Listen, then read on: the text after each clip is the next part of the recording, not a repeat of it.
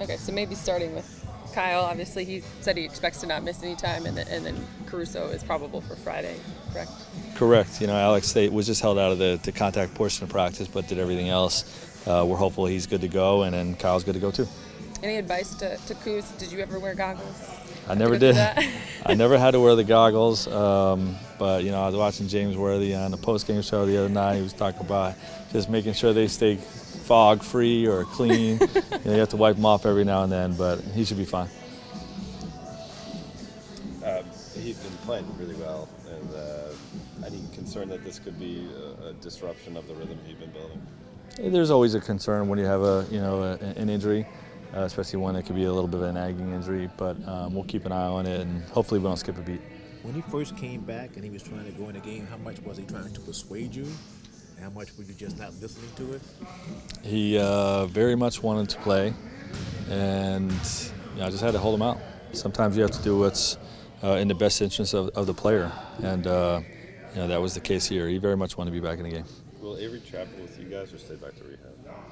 I believe he's traveling. Yeah, I believe he's traveling. Is that just up to a guy, or is it, I guess, medical too? Medical, yeah. It's based on the best way to get them the treatment they need. Okay.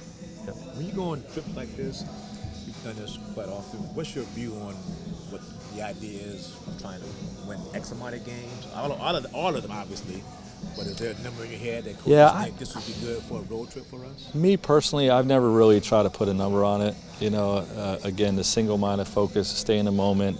We're going to try to win every game that we play. Now, post-mortem, maybe you say, hey, we won 3 out of 4, that's a good trip, or 2 out of 4, whatever we end up deciding. Once you're analyzing the whole trip after the fact, that's different. But for us, we don't try to say, let's go try to win 2 or 3 or whatever. Let's just try to win the next game. Coach, it's one thing to kind of look at how great you guys can be on paper, and I know it's only been a handful still and early, but the way things have come to fruition, have you had a moment yet where you clearly see how good this squad can be?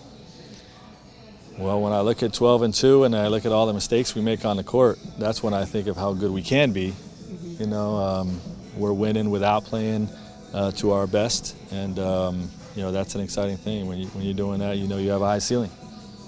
I think you want to win every game, but you guys are 12-2, and adversity will hit you at some point. There will be some stretch or some game or something like that. How do you balance kind of you need to respond to some things, but you want to keep winning? How do you feel like this team is built to handle it? Well, we have intelligent veteran guys that the tone and the stage has been set for working to achieve positive chemistry and togetherness throughout the whole season, through the ups and downs. It was the first thing we talked about in the beginning of the camp. We will face adversity, and the expectation is to pull together when we face it.